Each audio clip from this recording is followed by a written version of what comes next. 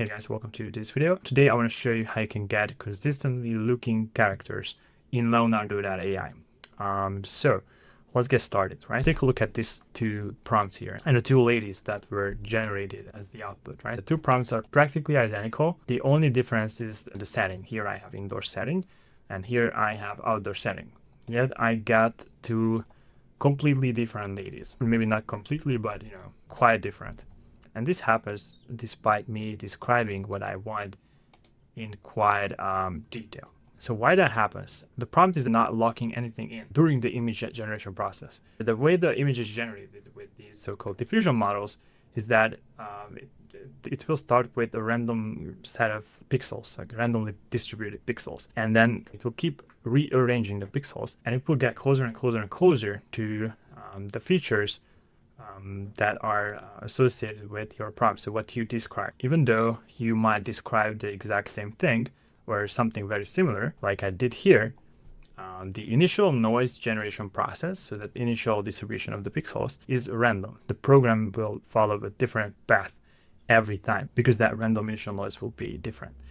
Luckily there's a very easy workaround to this. So if you want to get your character looking the same on all the image generations, then what you have to do, you can take this character and you can save it to your desktop, and then you have to click this little icon here, and then you will have to say what's called a character reference. So you will choose this picture, right? So you can choose it from the desktop, and this will fix the attributes of the character. Once you are starting to generate with this reference enabled, I don't know what happened, should have picked up the character. So you click confirm, right? And this should appear here. And then you can set the referencing strength.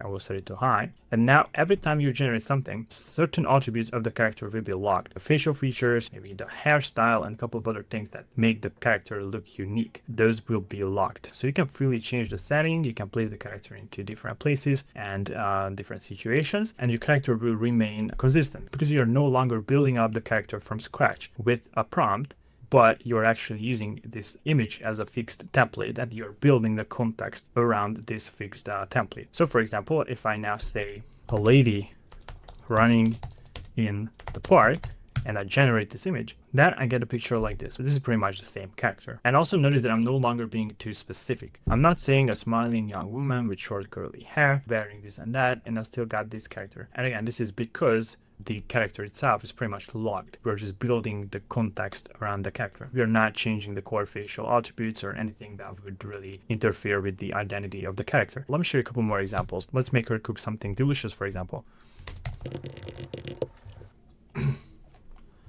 There we go. I don't know how delicious that thing is, but let's give her the benefit of the doubt. Let's take a look at one more example. We can say she's relaxing on a beach. I'm a bit afraid to click on this, but let's see. Okay, there we go. So she's relaxing on a beach, luckily in clothes. Okay, so character referencing is a pretty good way to place your character in different settings. I think for most projects this is actually enough. But there is a catch to this. Remember when I said that character referencing works by locking in key features of the character. Let's say we want to generate this character in a different emotional state. So let's say lady, visibly sad. Now, does that look like a sad person to you? It's not, right? So that's one limitation with this character referencing, because it's not touching the core features of the character. It won't be able to deviate too much from the reference provided. When you say a lady is visibly sad, that means this lady will have a totally different facial expression, and this is exactly what the AI will not touch when you're using the character reference. So this is something that you cannot really do. I don't know if I change this to, for example, low strength, would that have an impact?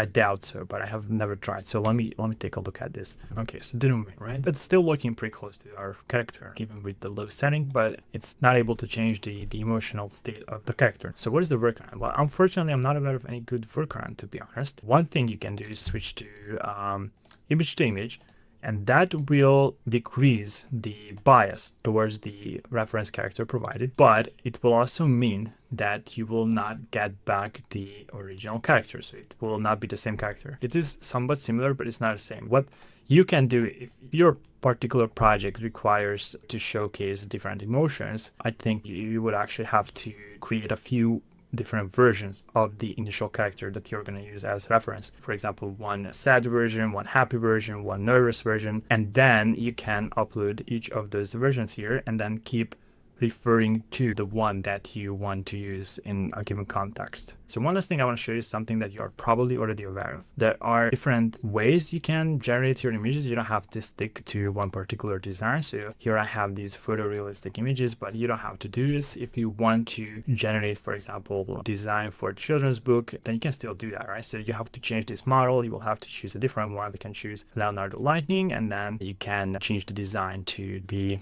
illustration, for example.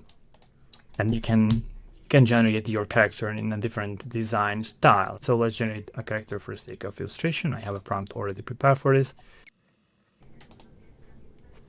Right, and now you can also save this and upload it and start to use this character. I will do this once, and I will click this one, character reference, upload an image, and I will pick this new image here. And then you can start to place him into different set. You can see it is the same character. Let's take one last example, and one useful thing is that you can change the number of images that you want to have as output. Take a look at this. This costs 11 tokens, but if I change it to 4 images, it costs 14 tokens. So it's not 44 tokens, but just 14 tokens. I think it's a good idea to generate more images because it's cheaper, and then you can pick the one you like the most. You can also change the image dimension, for example. You can change this to be this landscape orientation. Let's generate 4 more images now.